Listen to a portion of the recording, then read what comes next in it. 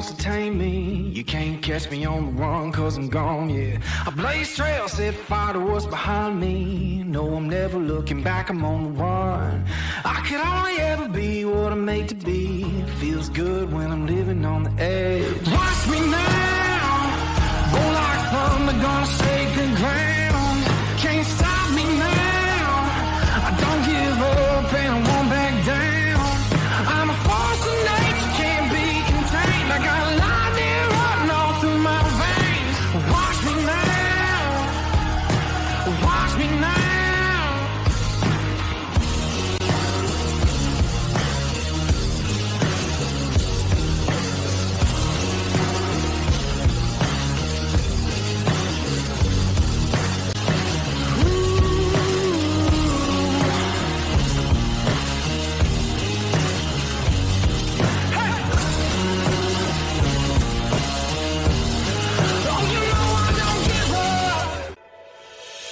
Hi, my name is Wyatt Milam, and I'm from Canova, West Virginia. When I'm back home in Canova, you will find me at my local Parmar store. We had that golden boot pride at Parmar. There are literally hundreds of Parmar stores in West Virginia, Kentucky, Ohio, and Pennsylvania, and even more on the way. Download the Parmar app to save even more. And whether it's food, gas, groceries, or whatever, we have you covered at Parmar. West Virginia proud and ready to serve you. And if there's not a Parmar store near you now, there will be soon. And hello and welcome to the WolfMan's Call, Tuesday, May 30th. I'm the Wolfman, Dale Wolfley, and I have a really exciting show for you, and I'm fired up. If you can't tell, I got the juices going. I'm jacked, man, because I have a special guest here right off the bat. But before I bring Mr. Clarke in, I'm telling you, Clarke with an E, that is, at the end. Before I bring him in, I just want to say, hey, Joe Mazzulla, love you, man. Great job. Just want to tell you, I think you're outstanding. Keep what you're doing. Keep standing strong. Don't worry about this and that, as I know you're not. You got a whole Mountaineer Nation. You got a whole crew, a whole probably fans that you have no idea about standing behind you. So, Joey, God bless you, man, and thanks for everything. And everybody else, I hope your holiday weekend was good. I hope that we will all remember and honored the way we should have. And if you didn't catch yesterday's show with the Frank Fear Hour and that segment talking about the Ernie Davis story and the movie The Express, I'm going to be putting that out, releasing that later. So you definitely want to check it out. It was a great show yesterday. But let's go ahead. And Kelly McCord, how you doing, buddy? I see you. Thanks for joining in. Kelly McCord and the world's wood chopping. I'm going to call it the Olympics for you, Kelly. All that stuff. Thank you for doing all that, buddy. But now, joining me, all right, you got Will Clarke. He's from Alderdice High School in Pittsburgh. I helped recruit him. In fact, I believe, as I bring him in here, that I was the reason why you decided to come. Will Clarke, current XFL champion, right now with Arlington the Renegades, and you got to think about this too. You're in the NFL, drafted third round by the Cincinnati Bengals, played also with the Buccaneers, stayed with the Lions, and unbelievable. Will Clarke, Big Will, how are you, sir? Doing good. Thank you for having me. Hey, how was that? How was that intro? Amazing. I appreciate it, Coach. Couldn't have said it any better. I appreciate it. Some things just haven't changed, man. And, it's just so good to see your face. Every time I see you, you light up and smile. I always tell everybody that, Mountaineer brothers like you are. And the fact that, like my kids, I don't have any favorites because I love you all the same. But you come really close, Will. Everyone's going to have a favorite, man. You and your family all come really close. I hope you're doing well. And let's just say hello to Twisted Rooster. Not sure where he got that name from, but he's saying hello, and we say hello back to you, buddy. But, well, okay, man, let's go into this. I want to get into this XFL. Now, yesterday I replayed Anthony Beck, head coach, XFL with St. Louis, the Battlehawks, which you were a part of a team there before the COVID all hit, and it was kind of crazy. But Anthony was telling me how great that the league went this year. And from your standpoint, it went extremely well, as you are the XFL part of the team for the world champions. What was your thought process right there about the XFL, and how do you feel about it now? Going in, I mean, it's the league of opportunity, and I know that sounds cliche, but it really is. Looking at it before I went in, we all have our goals. My goal was to go in, put the best tape out there, and see what happens. And now, hindsight, now that, the season's over, won a championship, played for some great coaches, a fellow rival, Bob Stoops, who would have seen that coming, right? Yeah, right. Absolutely. Playing for Coach Bob Stoops, man, great guy. And Mountaineer Nation respects the hell out of us. So, that's always good and well. But, I mean, looking back on it, man, won a championship. And I think I was able to put some good stuff out there, not just for myself, but, our team. A lot of guys should be getting calls really soon. Yeah, let's take it back all the way, man. Is that the league started, and to me, The Rock seems like he's been a pretty good leader. Now, I'm sure there's so many more other people involved and connected with the league, but tell us, how did it start out with you getting interest? Because you've been out of football for a year training, but you haven't played in a year, and now you got another chance to come back to the XFL. How did it start for you? So one of my old defensive line coaches, when I was with the Cincinnati Bengals, he was the D coordinator for the Arlington Renegades and in the XFL. He shot me a text. It's like, hey, Will, give me a call. So called him up, talked for a little bit, and he shot the idea of like, hey, do you want to join us for XFL? And I was kind of, I was a little, I didn't know. I was kind of, iffy about it, if I should do it, if I should join. But, talk with my wife, talk with my family, and I decided, why not? Why not go out there and, show what I can do still, so respectfully, show what I can do still. So, went from there, sent all the paperwork, went through all the nitty gritty things, and January 6th reported down there for training camp. Well, were you concerned that you've been out of football for, like I said, a year? Were you concerned about your body at all? You are getting older. I mean, you were in the league for 6 years. Any concern there for yourself? Honestly, Coach, no. And this has been instilled in me from a young age, and even especially when I got to West Virginia with you guys, hard work always pays off. And I think, a lot of times it's like once you hit that 30 mark, people treat you as if you're 80. And I truly believe that if you continue to put the work in, do the right things, put the right things in your body, you know yourself, what you can do, what you can't do, and what your body's capable of. And honestly, when I had that first call with my coach, that's something I thought about, will my body be able to handle it? And I was like, hell, I've been doing all this training, why not? I felt like I can do it, so I went on and did it. Yeah, in fact, you make your home in the northern Kentucky, Cincinnati area, Ohio, I guess right there. They're so close to each other. And you've been training, and go ahead and tell us about it and who you're training. So, I've been training at D1 Northern Kentucky. It's a gym up here, franchise gym, but our branch is right over Northern Kentucky, area called Hebron, not too far from like Florence and the airport and all that good stuff. Mm-hmm. But yeah, so I do my training, like I train myself there, but also too I train adults and children, kind of use it as my way, to give back. I train kids, teach them football, position-specific drills, whether it be defense or just basic fundamentals and things like that. Now, when you model yourself after coaching, does it after me? Yeah. Look, with all due respect, I try not to do too much of Clarke. Okay, good. That's a great answer, but not too much of Clarke, at least verbally as well. At least verbally. Technically, not verbally. Okay, man. All right, so, you're doing good. I see you got violent hands. I see you working the hands. As a defensive end, defensive lineman that you are, obviously, that is so important. So let's go ahead. By the way, you have 3 children. You said you have 2 girls and a boy. And, it's pretty cool. You can see your family, you coming from high school, me recruiting you, seeing where you are now. It's really neat for me. So that's why I want to bring it all in. But getting back to the XFL, you said how it started, defensive line coach.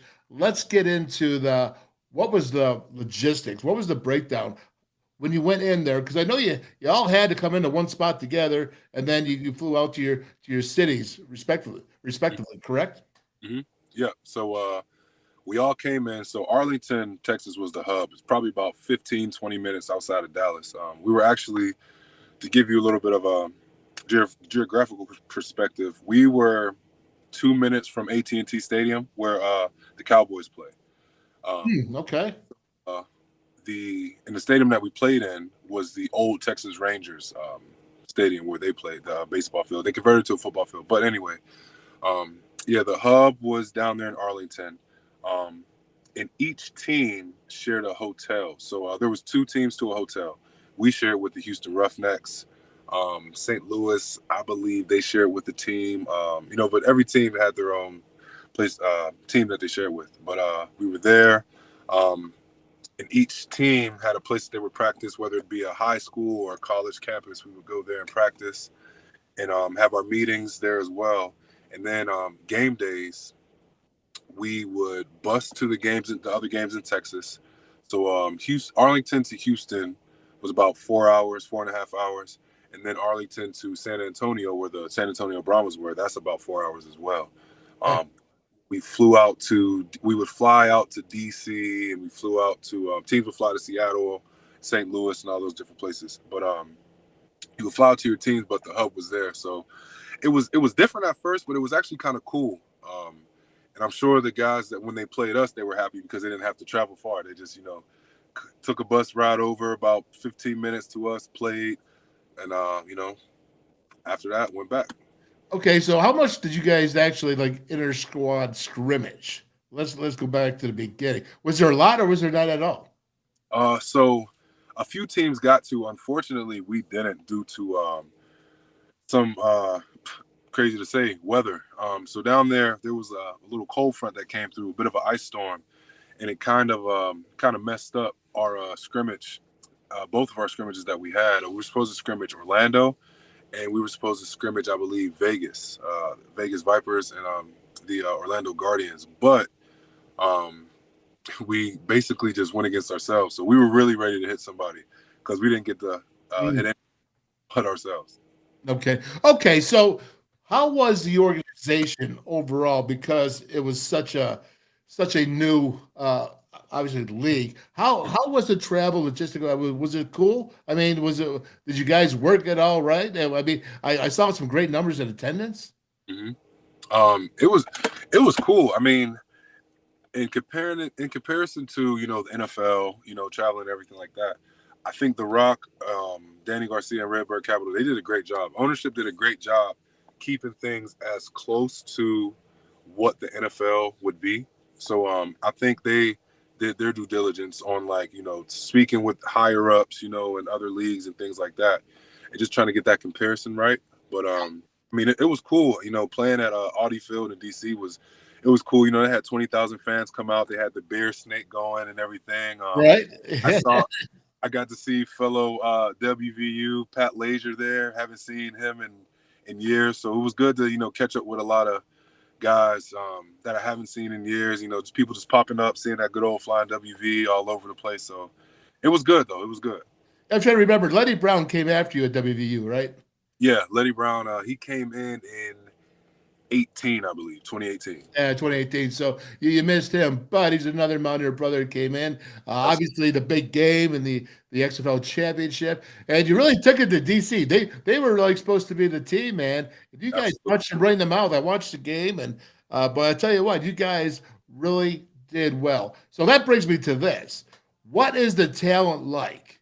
Because I looked at it, and I'm looking at the talent. I'm saying this is really good talent. It looks, as a coach's eye, I'm seeing some great players that could really be in the league if maybe not starter.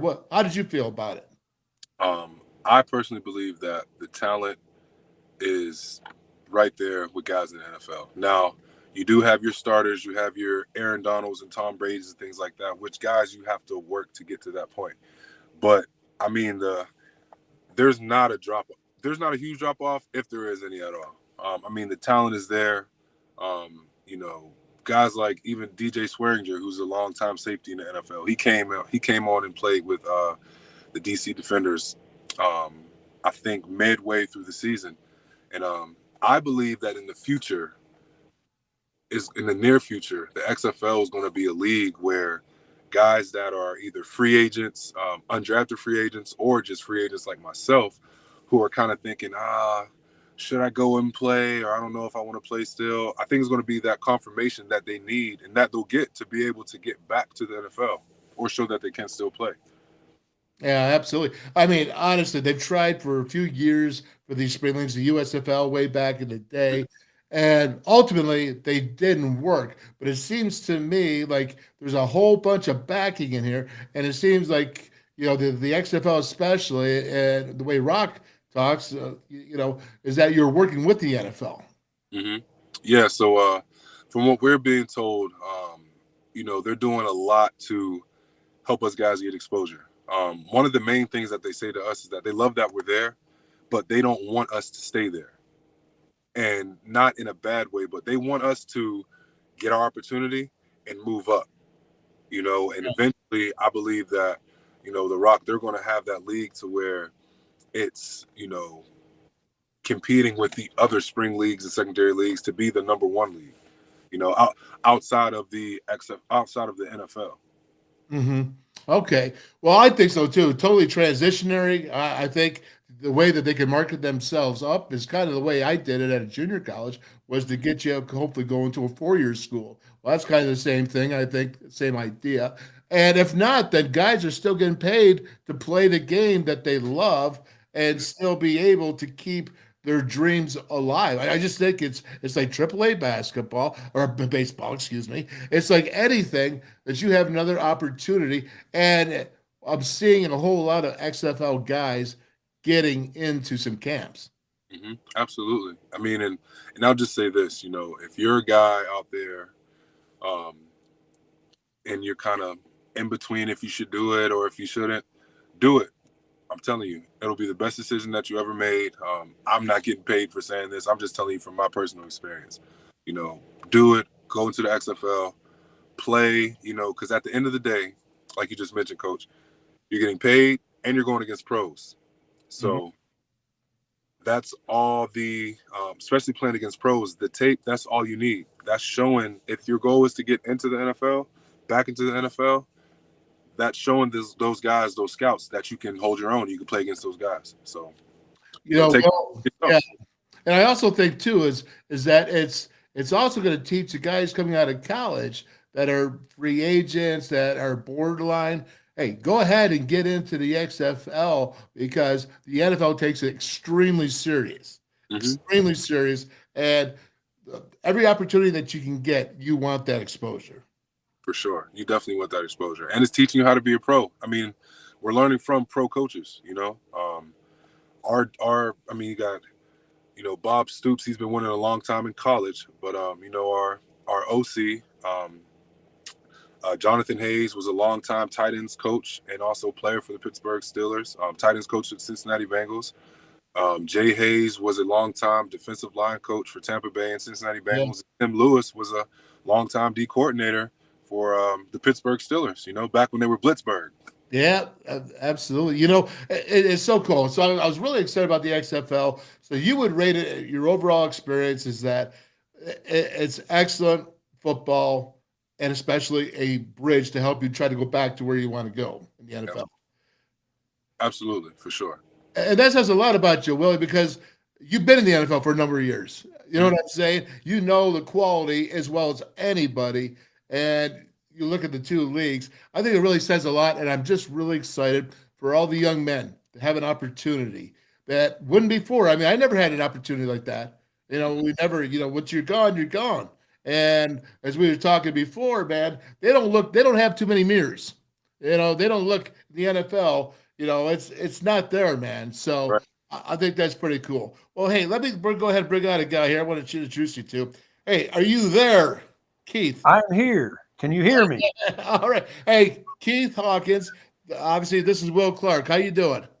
Hey, nice to meet you, Will. Seen you play many times. Thank you. Oh, very cool. Well, listen, now, Will, I'm going to let you get going here because I'm bringing Keith on because this is the first time I'm letting Mountaineer Nation, we call this the WolfMan's call. It's going to be Mountaineer Nation's call. And they're going to tell me what they want to talk about in football. But he's like, I'd never met Will Clarke before, and I know that you're going to love that. So I wanted you to meet that. But before I let you go, Willie, I want you to see this right here. Okay. Obviously, the WVU. What are your memories, or give me your memory, man, that stands out for WVU that you want to tell everybody about if you were recruiting somebody?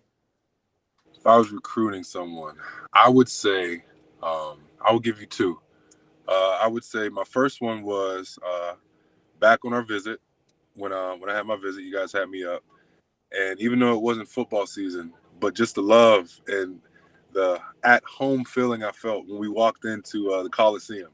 Had the basketball game going on, and just the love that you feel, the like I said, you feel at home. It's funny, I see look, a guy. Look at that. You see it?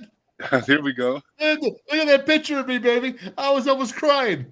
You gave me that jersey. I seen a guy yesterday with the Flying WV on his shirt. We gotta let's go Mountaineers real quick, and kept on going. But That's right. But yeah, I would say, one of the best decisions of my life. And then I would say when we won the Orange Bowl, I still talk to a lot of those guys, Stead, Gene, Pat Ager, Geno Smith and those guys, Broderick Jenkins, all of them, man. We're all really, really close. And, shout out to Geno as well, for signing that big contract. It's good to see that from him too. Absolutely, man. I was cheering for him just as much as I possibly could. I'm the 300-pound cheerleader, baby. I'm the elephant in the room. All right, so let's talk about this. West Virginia, you won the Orange Bowl. I think probably the best bowl game that the Mountaineers have ever won. Obviously, taking Clemson down. Even more so maybe than the Georgia 2006, which was a closer game, but that was impressive in its own ways. And then you go back to some other games. But Orange Bowl, okay, tough team. You guys took it to Clemson. Let me ask you this. This is my question the last couple of weeks. Can the Mountaineers be successful if they're not blue-collar, tough, grindy, nasty? Can they be tough if they're not blue collar? Oh, can they be successful if they're not blue collar, tough, grindy, nasty? I mean, I don't think it would be West Virginia. To be honest, that's what we were bred on. And it's funny, we joke a lot about Coach Kerlab and his terminology and vocabulary, but I think him, Coach Castile, yourself, Coach Lockwood, all of those guys, they helped me understand just how serious WVU football was. It wasn't just about playing another football game. It had to mean something to you. And Coach Stu, God rest his soul, the ringleader of making us young guys know when we came from our respective cities, we're not from West Virginia, and I think if you try to play the game any way other than that, I think you're doing yourself a disservice, but also too, you're not really truly representing the state the right way. No disrespect to anyone else, but that's just my personal feeling, the old school way of doing it. Yeah, there's no doubt. And when I would say this to you, this is the last question, and Keith and I are going to talk about this a little bit later. But when you are changing your culture and you say that the old school way, you can't get around that without just diving in and having dirty hands. Mm-hmm. Have to. You got to get your hands dirty. Got to roll those sleeves back. And you can't be afraid to get your hands dirty. That's the biggest thing. Got to stick your nose in the fan, and I believe, you can change things, but at the end of the day, I'll compare it to this. So, as we get older, we meet our wives and, we start our own families. But at the end of the day, we remember what our dads told us, back when we were kids. And we remember what our granddads told us back when we were kids. Yeah.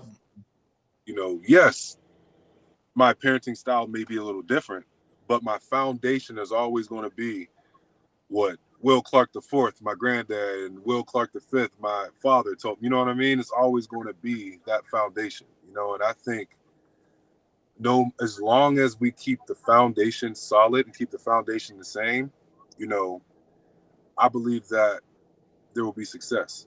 But you can't just abort, you know, what we are. Yep, you can't do it. You can always grow.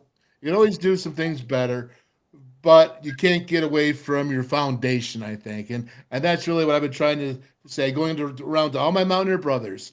And Keith is going to talk about this because he's a long time Mountaineer fan, whatever you want to call it, follower, Steeler guy. Probably not a Bengal guy, though, I'll say that. But you are from Alderdice in Pittsburgh, so you are very familiar with the city of Pittsburgh.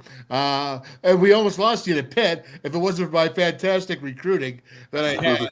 Absolutely. And the other last thing I'm going to say is, you know, your pops, probably one of the classiest men I ever met on the recruiting trail by far. Bringing in, we knew you had it together just by your family, your whole family, man. And you wouldn't commit to us for months. I don't know if you remember that, but it was going back and forth, and you finally did, and you became a Mountaineer. Great success. We wouldn't be the same without you, brother. And again, thank you, man, for coming on here. Best of luck. XFL champion. Okay. Arlington Renegades, Will Clarke, and that's with an E at the end. Yes, sir. Thank you, Coach. I appreciate you, man. Love you. Of course, you know, always got a special place in my heart as well as, you know, the great state and WVU, but especially football. You know, I appreciate you having me on the show. And thank you to everyone for taking time to listen. Oh, I love you, brother. I said really close to being my favorite. Well, pleasure meeting you, Will. Yep. Pleasure meeting you as well, Keith. Y'all have a good one. All right. Thank you. We'll see you now. Absolutely. All right. Well, I mean, you see why Mountaineers like him have success, Keith? You see, there's a young man. Well, he's getting older now. He's not so young anymore, which says a lot about me and my age. But you look at him and you're saying, wow, this guy's played 6 years in the NFL, and he's still got that dream to go, and he wants to go to the XFL, and he still got paid. It's just really, it's an incredible story. Nice. You hear me? I can hear you. Can you hear me? Yeah, go ahead. What do you think about the story? Hey, I think anybody that still has the drive, that wants to keep playing, you know, he's not playing in the NFL, but he still has that desire to play and to get back to the NFL. I think it's fantastic. It just shows the kind of person he is. Yeah, there's not a doubt about it, man. And I'm gonna do something else here. I'm gonna drop in Coach Don Nehlen. Now he's gonna do two things, okay? Because I have to do this. This is a couple of weeks back when we had the Country Roads Trust, the Brotherhood celebration, raising money for Country Roads Trust. Which, by the way, let's just blow up Country Roads Trust right now. They're close to their mark. They're like 82% away from their mark of raising $1 million this month with subscriptions and one-time donations. So kudos to Stephen Ford, Oliver Luck, Ken Kendrick over there, because that money doesn't go to any of them. That money goes directly to our student athletes at WVU, which let's just give them a shout out because that's a lot to do. And they went out there and they're not afraid to do it. And I just got to salute them. You know, what do you think? Absolutely, man. That $1 million May, it's been great. I've been following that. They've got some big donations here towards the end, and with the matching donations, they're close. They're close, man. They're real close. I hope they get over the hump today or tomorrow. Yep. All right, Keith. So I'm bringing you on because, again, this is the first time that we're bringing a person who wants something to say. You wanted something to say about the Mountaineers, and this is where I really need you to do this. Now, so everybody knows that, you know, I have to go ahead and do it. Well, I'm going to wait. I'm going to wait until I do this. Let's go ahead. Let's get into Don Nehlen's talk. Besides the pit and the Mountaineer and the well, because it really is the same thing, meaning blue collar. We're going to talk about that and some other stuff you want to talk about. So let's watch this. It's going to be 10 minutes, but it's worth it to do it. And to listen to Don Nehlen talk is just wisdom and Don't go away because we're going to be right back right after it. So hang on, people. Coach Don Nehlen. Big Daddy's in the house.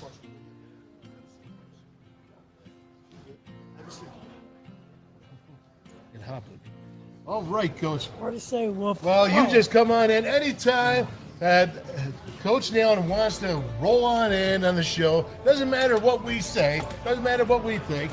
Coach rolls in. And you heard the man. My goodness. Coach, good to see you. Good to see you. All right. So let's get after this. DG, you can stay on if you want to. Man. Get the mic out of Coach's All right. There you There go. you go. Look at you, stagehand. You are full of love after all that punishment. After all that punishment you gave for all those years, and now you're out. So you're trying to make back. Payback. It's a payback of love, baby. Oh, he took care of a lot. Yes, I agree. Coach, how are you? Great, great. Wolf, doing great. Well, you look good. Played golf today. You did. How'd you do? Well, we don't want to ruin the day now. Just say I played. I got a couple up in the air, and I made a putt. So I did good. That's a good day. That's a good day. That's a What good are day, you Coach. That's a talking good about? day. You know, but back in the day, if I said that, you'd be kicking me in the can saying you can do better. That's right.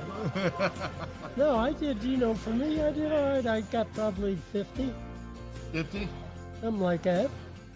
All right, Coach. Well, listen, hey, I hate to do this to you again, but I put out there the Pit Panther and the Mountaineer and the Well, and everybody wants to hear it. It was taped. Everybody wants to hear it. So if you want to do it, you have to do it. You don't have your grease board, but we got to hear the story about what the tenacity and tenacious. Go ahead, Coach. Oh, now, well, why do you make me tell that story all the time? This is the best story in the world. Well, when I came here, everybody wanted to be Pitt. They still want to be Pitt. And so I decided to tell my freshmen a story about playing Pitt and how we had to play against them with tenaciousness. So I'd get up on the blackboard and I'd draw a well. And the kids would laugh a little bit because it really didn't look much like a well. And at the top of that well, I'd draw a stick man with a mallet. And I'd say, do you guys know what that is? Most of them didn't know. I'd say, well, you dummies, that's a Pit Panther with a mallet. And then down at the bottom of the well, I'd draw another stick guy and I'd say, do you know what that is? I'd say, that's a Mountaineer. Then I'd have that Mountaineer climb up the top of that well. And then I'd have that Panther, boom, hit that Mountaineer. And oh, boom. That Mountaineer would fall down at the bottom of the well. My men would all look at that. That Mountaineer climbed back up again. Boom! That Panther would smack him again. I'd say, now that Mountaineer's hands are getting bloody. And he'd climb up it again. That Panther would be waiting. Smash him again. And that Mountaineer would fall back down into that well. Now, after about that third time, my Mountaineer said, you know what? I noticed that Panther was getting a little tired. He was a little slow hitting me that last time. My Mountaineer was getting pissed off. His hands were starting to hurt. So the fourth time he got up there, he could really tell that Panther was getting tired. But that Panther got him pretty good. He falls down in that well. He stayed down there a little longer. He says, I'm going to get you this time. So he climbed back up that well. And that Panther was a little tired. He was reaching for the handle. And my Mountaineer, pop, flies out of that well and he grabs him and he chokes him in that fourth quarter and he whips him. I said, now that's how we play here.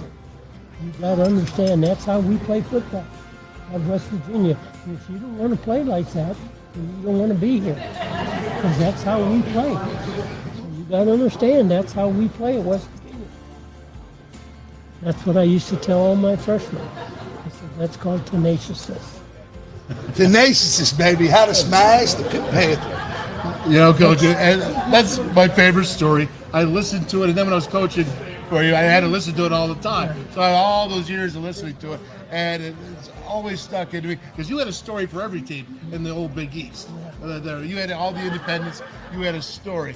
But let's talk a little bit about that, Coach, because we had the boys in here from Coach Bowden and Coach Carlin, and we went ahead and talked about there was a little bit of a lull there, and you came to WVU, and you had maybe Daryl Talley, you may have had maybe Oliver Luck, but you maybe had Dennis Folks, but there wasn't a whole ton of an overall talent that you had there. We talked about that 81 game against Florida when you guys went ahead there, 82 against Oklahoma, then all the other big games that you won. How did you go ahead and change the mentality of WVU and their winning ways?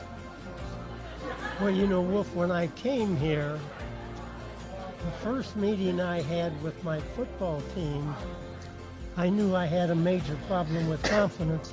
Number one, I had a team with 5 classes of kid, and none of them had ever played on a winning team. None of them. And none of them wanted to look me in the eye. I stood up front, and they slouched in their chairs. I remember going up and kicking the chair that Oliver Luck was sitting in. I kicked it. I got his attention in a hurry. I said, well, the first thing I got to do with you guys is teach you how to come to a meeting. But my first 6 months here, I did nothing but coach from the chin to the top of the head. I worked on them mentally. And one of the great things about taking this job is a lot of times when a new coach comes, the kids are, I don't know about this guy and this and that. These guys welcomed me with open arms. They were excited about having a new coach. And I was smart enough to let them know that I was happy they were here. Right. I didn't try to run any of them off at all. But I told them, here's the bar. And you're going to have to get to this bar. If you don't reach the bar, you're going to be gone. But I didn't try to run any of them off, but I said you're going to be gone if you don't reach the bar. And we had a brutal win. Well, and that's how you always were, Coach. You set that standard for all of us, and even again, not running nobody out. I wasn't a good player. I wasn't good enough. But you told me, Tommy, football requires coaches, broadcast people to sell the tickets. You put me into your coaching classes. You signed my degree. Now, you trained so many of us in so many off-the-field things, just what you're talking about. Everyone had something different to give, meet the bar, and you took care of all your brothers and all your sons. We're all your sons. You're the father. We're the brothers. And you've taught us all very well through that teaching, Coach. Well, you know, when I worked for Coach Schembecker, one of the great things he taught me was everybody's part of the team. That lady that answers the telephone is just as important as your quarterback. Everybody's important. Everybody has a role to play, and everybody has to be positive. And that's what I tried to bring here. I left everybody on my football team know, hey, anytime you want to see me, you can see me. I don't care if I'm in a meeting with the AD. If you come out to this football building and you want to see me, you tell the secretary and she can get me out of that meeting, because the most important thing is my football players have to know that the most important thing that I have is you. That was number one. My door is always open. My assistant coaches, hey, your door is always open. And That's number one. I don't know if that's true today. I don't know what these guys do, but I guarantee you one thing. My players, that's all I live for. Boy, were my players. You know what, Coach? You're always been number one. All of us. You know how much I love you. You know, we all love you. Well, Thank you so much for who you are, who you've been, and who you continue to be. We appreciate you. Thanks. Your whole brotherhood. Everybody Hey, here. Jones, come out and say it. Yeah, tell him. Come on over here. He knows I love him. Yeah, it won't, because you start crying when you start talking to him at the tournaments. All right. Well, listen, Coach, we thank you so much. We love you, man. And now we're going to go for another message here, and we're going to come back with another Hall of Famer, star, great person, or Mountaineer brother. All right. And welcome back from that. Now, I took that a couple weeks ago with Coach Nehlen, and there's just so much, Keith, and welcome back here to the show, but there's so much that Coach Nehlen has in wisdom. All those years of experience, everything that he talks about there, changing the culture. He said, did you hear what he said? He said for the first 6 months, I had to teach from the chin up, meaning he had to teach just for the brain, not even the body. I think that's pretty amazing. Oh, that's incredible. And anytime you have an opportunity to listen to Coach Nehlen, you need to just shut your mouth and open your ears, because he is a multitude of wisdom. He's always got something. There's always a kernel of knowledge in everything he says.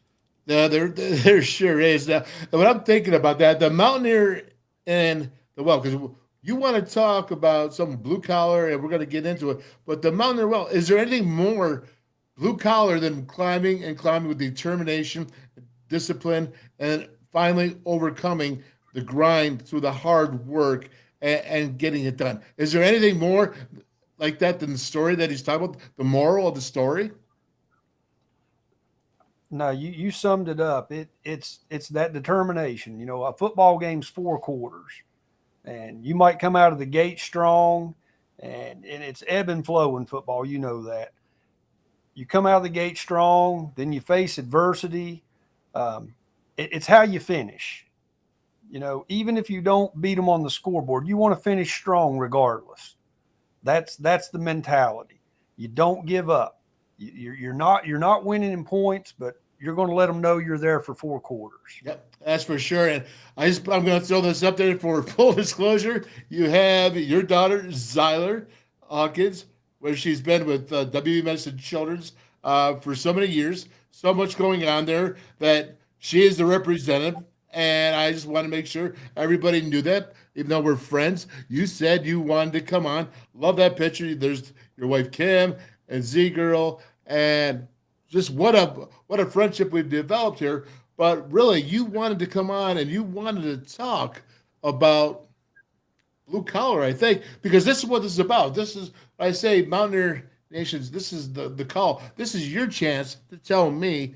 And, we can agree, we can disagree. We'll see what happens. But I want everyone to know, I want you to come on. And, Keith, you're brave enough to be the first one to come on and to go ahead and give your opinion to the WolfMan's call. Well, I will gladly be your guinea pig, or the hairless rat, whatever they want to decide. But it's like Coach Nehlen said. Coach Nehlen was the foundation. We had some pretty good football before him, but Coach Nehlen was the foundation. He changed the culture of Mountaineer football. He give us when I say us, WVU, Mountaineer Nation players, he give us an identity. But I don't really think we were that relevant until Coach Nehlen showed up, and he gave us that identity. And it was blue collar, hardworking players. He didn't always have the best players, the 5-star recruits, but what he put on the field, you knew every week what you were going to get. They were going to be tough. They were going to be tenacious. They were going to give you 4 quarters. They was going to give you everything they had. And that's blue collar. That's what we expect as fans. We want to see that sense of urgency on Saturday. I'm not privy to the practices. I'm not in the film room. I don't know how that's handled. I see the product on Saturday, and I don't expect to be disappointed. Again, we may not have the most points on the scoreboard, but I want to see a team that fights to the very end. Yep. It's so true, Keith, because listen, I can go back and, talking with Frank Fear, talking with my fellow brothers from the 60s, 60s, 70s. I go back to the 60s, the 50s. Even back, I met a couple of guys from the 40s at the time they were still alive. And they all had the same kind of aspect about this blue collar. I think West Virginia is just who you are in a lot of ways. And even though you may come from different places maybe than the coal mines, different places from the industrial shops, but you learn to accept this is who you are. And when we break it down to blue collar, and I've heard some people talk about, well, how do you be blue collar if you're making a lot of money? Are you really blue collar? And it's not about the outcome of what you receive, the rewards. NFL players, Division I football players, Power 5 players. Are you really? Because all the rewards that you have, and I read an article about you get a jacuzzi at the end, you get a cold bath, whatever you're doing, and are you really blue collar? And the question is, to this reporter that wrote this, yes, you are blue collar because it's about the grind. I don't care if you have $0. I don't care if you have $1 million.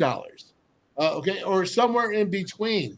It doesn't matter. What matters is, are you in the grind? And the grind is putting a physicality to that. That's what blue collar is. Okay, blue collar is putting physicality. When we played in my time, when my brother Ron played in his time, which is really Don Nehlen's era, but I'm going to go back and beyond. I'm going to go, hey, Frank Fear loves to go back to Art Pappy Lewis, and he loves to go, to Bobby Bowden and, just Jim Carlin, okay, and say that they were blue collar. We were blue collar because we worked hard and we did the right things. But when you put a physicality, when you have to hit another man as hard as you can, and then fall down and then get back up, and then you have to do it again, fall down and get back up, and then you have to do it. There is a physical stress on your body, and there's a mental stress on your mind, because that physical stress puts a mental stress on your mind. And about competition, it's not like I said, that journalist was writing say, well, what is it? I can write word after word after word. Is that the grind blue collar? No, because there's really not a physicality to it. There's really not a physicality. My uncle Donnie, God bless him, he's passed away, used to sleep, because they worked 18-hour shifts, used to sleep standing up as a construction worker. Now, through him humping all his life, the man had millions and millions of dollars at the end of his life. But he never lost who he was in that blue collar. And just because you have millions of dollars, it doesn't change the fact that you had to be blue collar to get there. And he still lived a blue collar life. He still sat there and taught us as children, no, this is how you do this, because this is a grind, and you get back up, you do it again and again. And then when you're done hitting this 300-pound man, okay, you're going to get up and you're going to go to school, and then you're going to walk or drive somewhere, and then you're going to go here work out. And then you're going to just keep grinding. And then you're going to work out for the coaches and do the drills. And then you get up at 5 o'clock in the morning and do these drills till they set up garbage cans. Okay, garbage cans to go ahead. So in case you have to release and relieve your stomach. Okay, that's a grind. That's an everyday. There's a physicality to it. And that puts a mentality on your mind of stress. And so there's a difference. And it doesn't matter where you come from.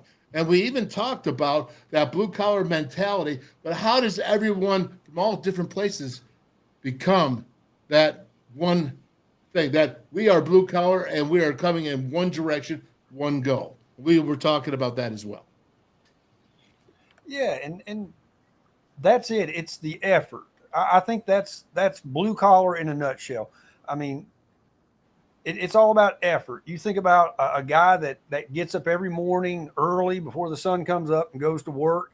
There's days he doesn't want to go, but he doesn't. Mhm. He's got a family to feed. He's got bills to pay. He's got responsibilities. Then you flip that over to the football side. And I think that's where the fans maybe misconstrued or don't fully understand what you call the grind for a student athlete. They've got their football commitment, they've got their school commitment, and then they've got their life commitment. And you compress all that into 24 hours. And it's a grind. I mean, my goodness, practice, school, try to have a little bit of a social life. I think the fans, I think that's where it gets lost. All they see is the football player.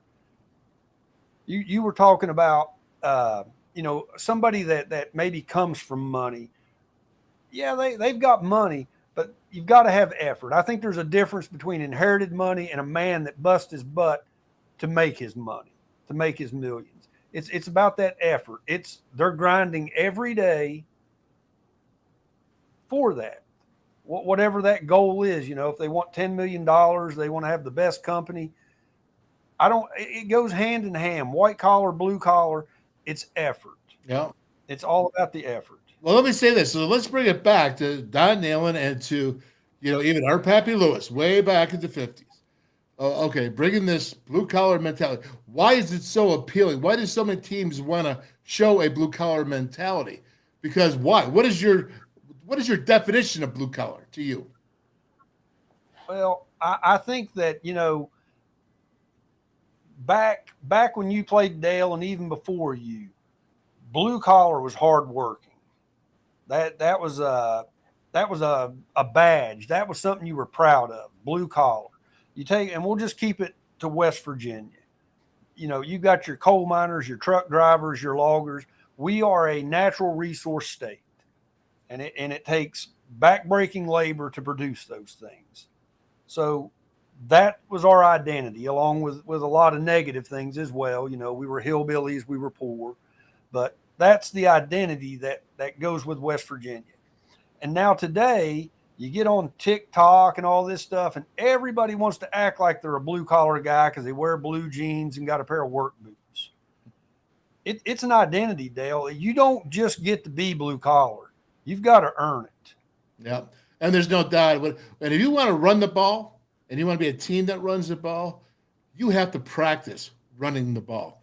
And that means you need repetition after repetition, which makes you hard.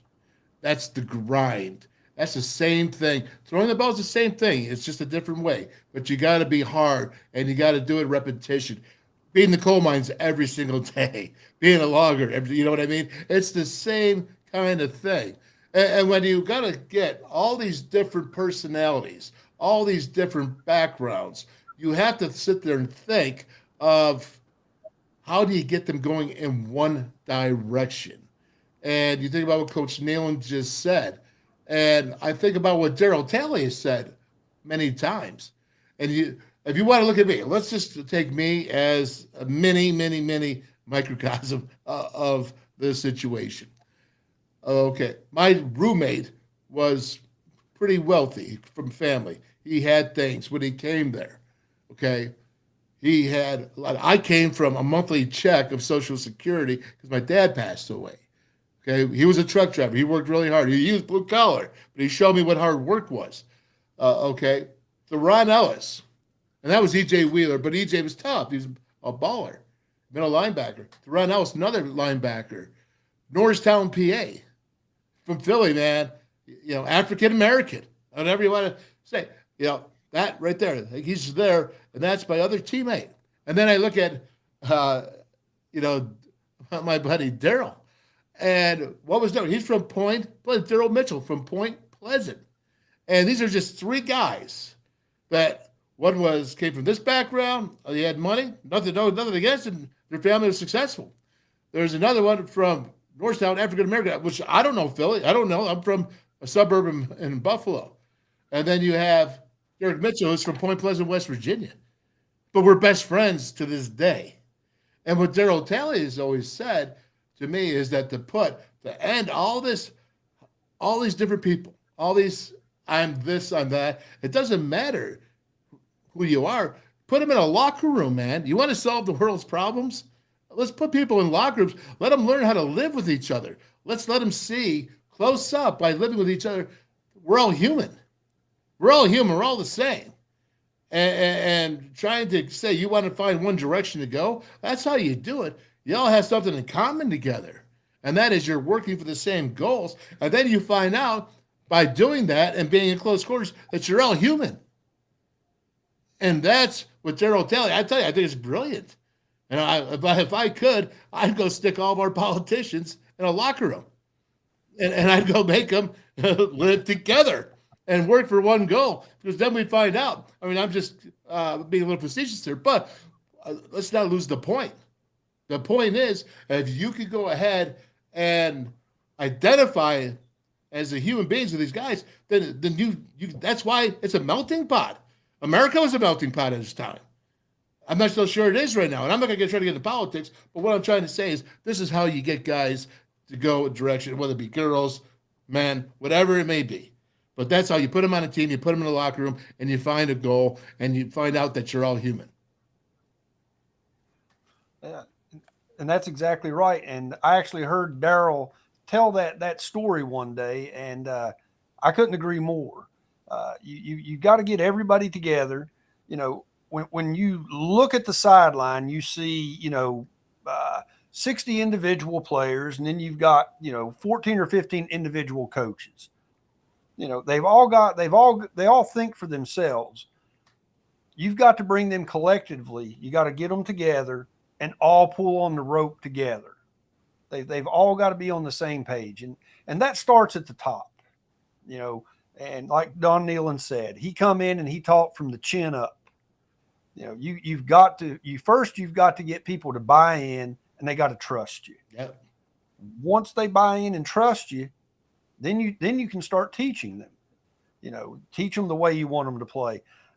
Coach Al told me a story about your brother Ron. Now, you want to talk about blue collar, you want to talk about physical, you want to talk about tough. You know as well as I do. Your brother Ron, he's the poster boy. I don't think that you'll ever find a guy any tougher than that man. But he told me the story how the guys would come in on Monday, and you know this better than me, Dale, but they would put the sheets up with the drills for the day. And I don't remember the name of the drill, but your brother Ron would be coming out as a lead blocker. And Coach Al said it would be guys going down the list going, oh, God, I'm in that drill today. I don't want to do this. Your brother practiced like he played. Yeah. He was so – and that's that mentality that you'd like to see everybody have. Yep. Yes. Practice like you play. I sure would. And I'm going to tell you this right here. So what I'm trying to do, I've talked about, I think you follow fairly close this show, all my Mountaineer brothers and people, coaches, whatever, who else have I brought on? Can WVU football be successful without being blue collar? And the answer to my question is absolutely not. They're not. And No. I want to see this team we have now. I want to see them take that type of mentality. A lot of the problems have come in the transfer portal that we've lost older guys. And when you're all young, you lose that leadership. That Kevin Kokins that showed me, that Ron Wolfley's that showed Kevin, that Daryl Talley's that showed Ron Wolfley's. And I'm not just saying Wolfley's, but I could name any Mountaineers down the line. Your Bo Orlando's, your Richie Brams. I mean, all these guys, it doesn't matter. And we always had that. And I'm not sure this team has that right now. And I'm not sure when we talk about a sense of urgency, they know what's waiting for them in Happy Valley. And as my concerns, I have concerns. I want to see him succeed. I want to see Neil Brown succeed. But I have concerns when I'm watching that spring game. I didn't see a sense of urgency out of each down, knowing that the next time I was going to go live in front of a crowd was going to be in front of 107,000 Penn State people in Happy Valley and a national TV crowd. I'm not sure I sense that urgency, and that's where a lot of my concern comes from. And the fact that there's not a whole bunch of senior leadership that's been developed to show that blue collar, that hard nosed mentality. Blue collar and hard nose are the same thing to me. They go hand in hand. Oh, I agree, Dale. And I think me and we talked about this a little bit about the sense of urgency, and I didn't see it either. I was not a Division I football player, but I've been around football for many, many years. And you win games on Saturday by what you do Monday through Friday. Mm-hmm. You got to go out there and you got to have some fun. I mean, you don't play the game and not have fun. That's right. But you've got to understand the task at hand and what's ahead. I don't get that sense either. And with blue collar, it's not just blue collar on Saturday. Blue collar's got to be a way of life. It's got to be all the time. That's got to be your mentality. When these guys go to class, they've got to want that. They got to be disciplined. They got to be unselfish, sacrifice, and tough. And that's what it takes to be blue collar. You know, sometimes you got to lean on your buddy. Sometimes he's got to lean on you. Late in the game, everybody's tired. You know, you got to have that rah-rah guy in the huddle, that guy that's going to, pump you up. But you also have to be able to look in the eyes of the guy around, the other players, and know the fire's still there. The fire's not out. They haven't quit. Yep. No, you're right, Keith, and I appreciate you. We're going to have you back on. Now, I want to get other people on here to go ahead and give me their point of view. I like your point of view. I'll answer any questions. See, that's the thing. I'll answer any questions about football that you want. And whether you agree with me or disagree with me, it doesn't matter. But this is what I like. I want people to see this. So I thank you for coming on. It wasn't that bad with me, was it? No, man. I enjoyed it. Now I was a little nervous at first, my big screen debut.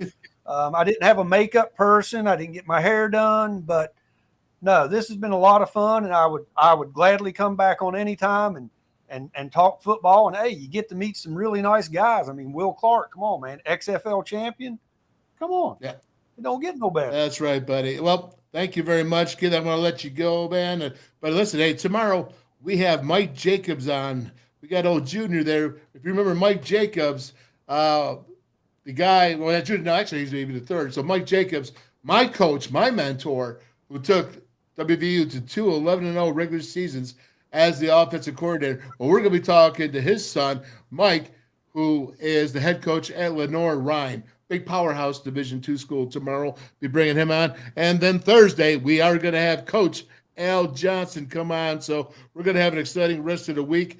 Keith, I thank you for joining me. I want to get this going. If you all want to join, please let me know. What do you want to talk about? Because I'm here so Mountaineer Nation can voice their opinion. If you think I'm crazy, if you think that hard nose and blue collar, that West Virginia doesn't have to be that to be successful, let me know. I'll disagree with you, but I'll be nice. All right, Keith, God bless you, man. I'll see you, and we'll see everybody tomorrow, 5 o'clock. Mike Jacobs, head coach, Lenoir-Rhyne. Take care, buddy. Thank you, Dale. Got it. Dan Cava has the largest selection of new Camrys in the area. With $1,000 off sticker price, now is the best time to purchase your new Camry. We also have a wide variety of Tundras, some featuring the all-new TRD lift kit. And don't forget, all new Toyotas come with 2 years or 25,000 miles worth of free service from our award-winning service department, which you can schedule online, by phone, or through the Toyota app. Come see us at Dan Cava Toyota World in Fairmont. Shop the world!